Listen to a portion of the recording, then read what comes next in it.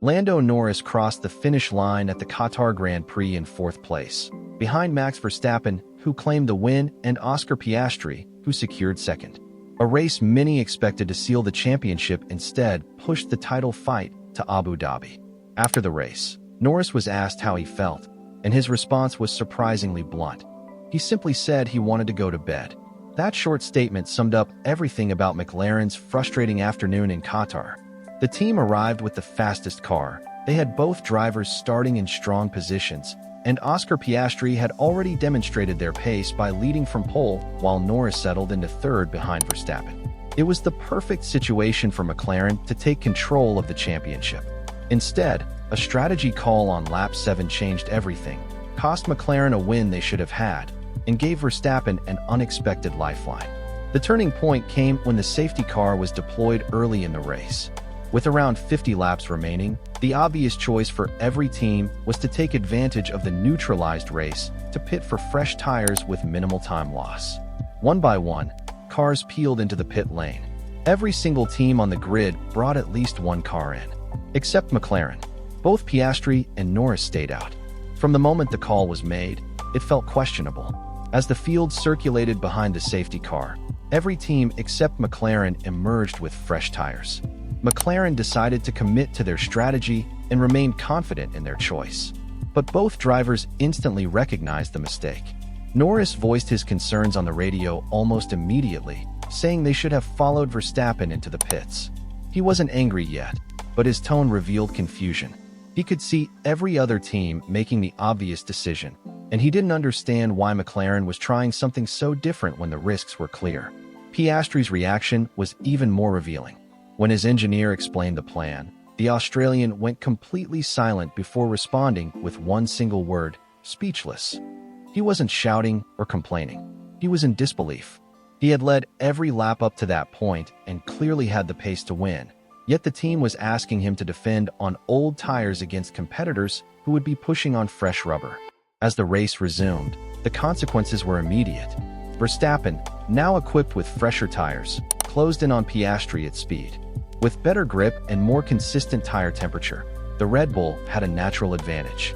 Piastri did everything he could to defend, but with the tire delta so large, the outcome was inevitable. On lap 21, Verstappen made the move and took the lead. McLaren's best chance of winning the race vanished at that moment.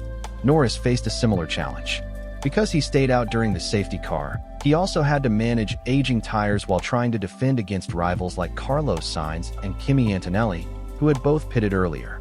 Norris was forced to balance tire preservation with the need to maintain track position, but the strategy had already failed. Finishing 4th was not a disaster, but it was far below what McLaren had the pace for.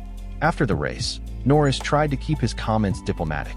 When asked whether he regretted the strategy, he initially defended it, saying the team believed they were making the correct decision.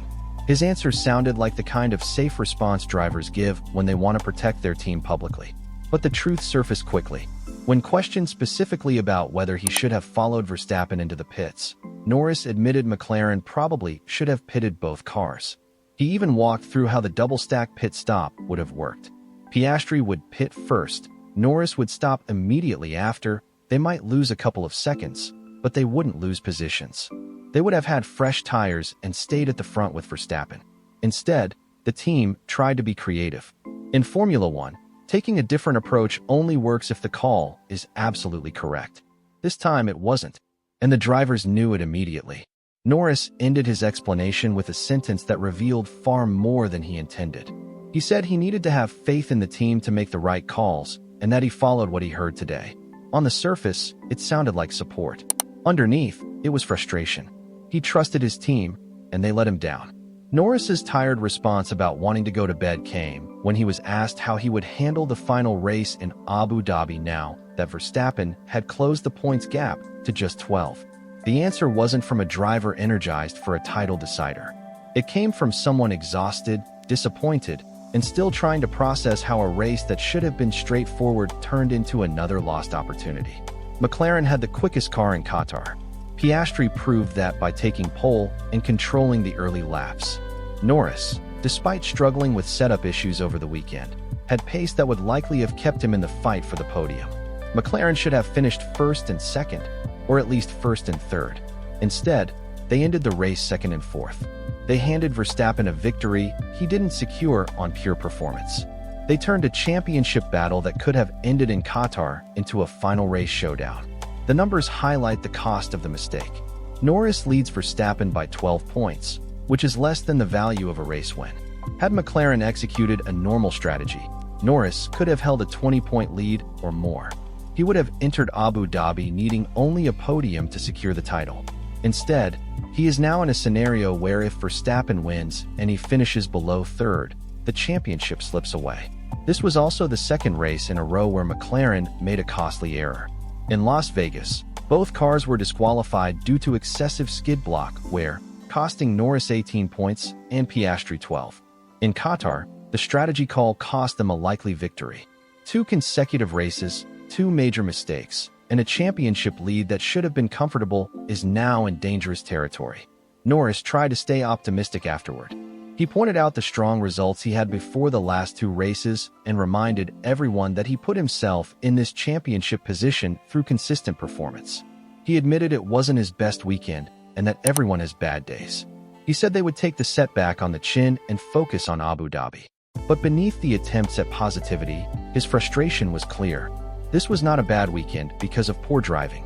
It was a bad weekend because of a strategic error at the worst possible moment. In real time, he questioned the decision. After the race, he admitted they should have done it differently. And when asked how he felt, he wanted nothing more than to forget the day entirely. The championship will now be decided in Abu Dhabi. Norris still holds the advantage because a podium finish guarantees him the title regardless of where Verstappen finishes. But Qatar exposed something worrying for McLaren. They can beat themselves even when they have the fastest car. And in a title fight this close, one more mistake could hand the championship to Red Bull. The question now is what McLaren must do differently in the final race. They can't afford another misjudgment. They must return to the consistent execution that brought them into title contention in the first place. The pressure will be immense, and the entire team knows the stakes.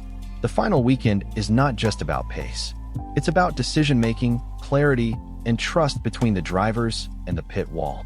Norris has the car to win the championship, but he needs McLaren to deliver the kind of clean, sharp performance that has been missing in the last 2 races. The Qatar Grand Prix will be remembered as the moment where McLaren lost control of a championship that was almost theirs. Abu Dhabi will determine whether they recover or let it slip away entirely. What do you think McLaren must change for the final race? Can they stay calm under pressure and avoid another costly mistake? Or will the championship fight take another twist?